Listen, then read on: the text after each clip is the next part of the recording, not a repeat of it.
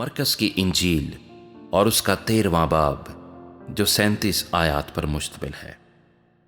जब वो हैकल से बाहर जा रहा था तो उसके शागिर्दों में से एक ने उससे कहा, ए उस्ताद, देख ये कैसे कैसे पत्थर और कैसी कैसी इमारतें हैं।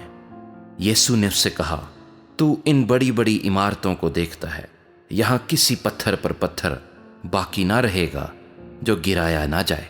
जब वो जैतून के पहाड़ पर हैकल के सामने बैठा था तो पतरस और याकूब और यूहन्ना और इंद्रियास ने तन्हाई में उससे पूछा, हमें बता कि ये बातें कब होंगी और जब ये सब बातें पूरी होने को हों उस वक्त का क्या निशान है।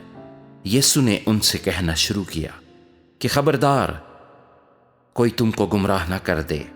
वो तेरे मेरे नाम से आएंगे और कहेंगे कि वो मैं ही हूं और बहुत से लोगों को गुमराह करेंगे। और जब तुम लड़ाइयाँ और लड़ाइयों की अफवाहें सुनो तो घबरा ना जाना, इनका वाक़या होना ज़रूर है, लेकिन उस वक्त खात्मा ना होगा, क्योंकि कौम पर कौम और सल्तनत पर सल्तनत चढ़ाई करेगी। जगह जगह भौचाल आएंगे और काल पड़ेंगे। ये बातें मुसीबतों का शुरू ही होंगी, लेकिन तुम खबरदार रहो, क्योंकि लोग तुमको अदालतों के हवाले करेंगे और तुम इबादत खानों में पीटे जाओगे और हाकिमों और बादशाहों के सामने मेरी खातिर हाजिर किए जाओगे ताकि उनके लिए गवाही हो। और ज़रूर है कि पहले सब कौमों में इंजील की मुनादी की जाए, लेकिन जब तुम्हें ले जाकर हवाला करें तो पहले से फिक्र ना करना कि हम क्या कहें, बल्कि जो कुछ उस घड़ी तुम्हें बताया जाए वही कहना, क्योंकि कहने वाले तुम नहीं हो बल्कि रूहुल कुद्स है। और भाई को भाई और बेटे को बाप कत्ल के लिए हवाला करेगा और बेटे माँ बाप के बरखिलाफ खड़े होकर उन्हें मरवा डालेंगे।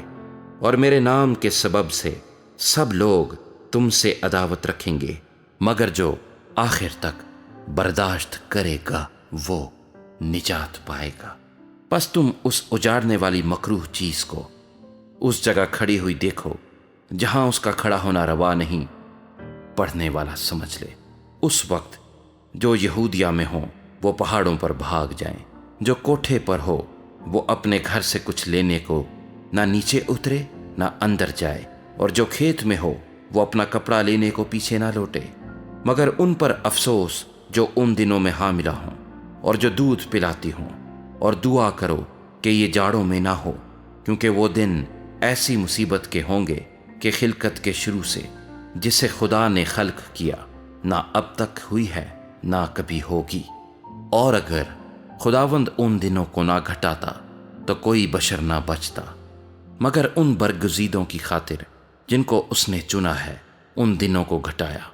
और उस वक्त अगर कोई तुमसे कहे कि देखो मसीह यहाँ या देखो वहाँ है, तो यकीन ना करना, क्योंकि झूठे मसीह और झूठे नबी उठ खड़े होंगे और निशान और अजीब काम दिखाएंगे, ताकि अगर मुमकिन हो तो बरगुज़ीदों को भी गुमराह कर दें। लेकिन तुम खबरदार रहो, देखो मैंने तुमसे सब कुछ पहले ही कह दिया है।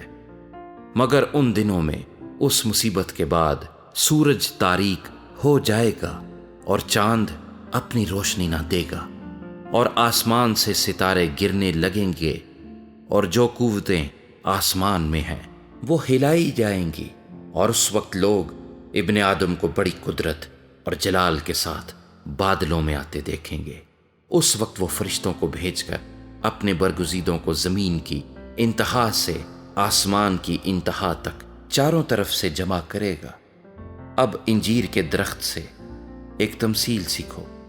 जो ही उसकी डाली नरम होती और पत्ते निकलते हैं तुम जान लेते हो कि गर्मी नज़दीक है। इसी तरह जब तुम इन बातों को होते देखो तो जान लो कि वो नज़दीक है, बल्कि दरवाजे पर है। मैं तुमसे सच कहता हूँ कि जब तक ये सब बातें ना हो लें ये नस्ल हरगिज़ तमाम ना होगी। आसमान और ज़मीन टल जाएंगे लेकिन मेरी बातें ना टलेंगी। लेकिन उस दिन या उस घड़ी की बाबत कोई नहीं जानता, ना आसमान के फरिश्ते ना बेटा मगर बाप। खबरदार जागते और दुआ करते रहो, क्योंकि तुम नहीं जानते कि کہ وہ وقت کب آئے گا۔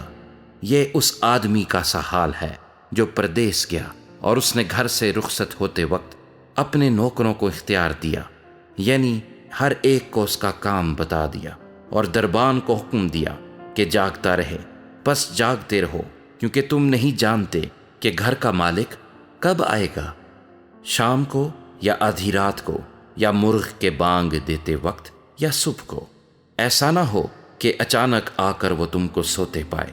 اور جو کچھ میں تم سے کہتا ہوں وہی سب سے کہتا ہوں کہ جاگتے رہو۔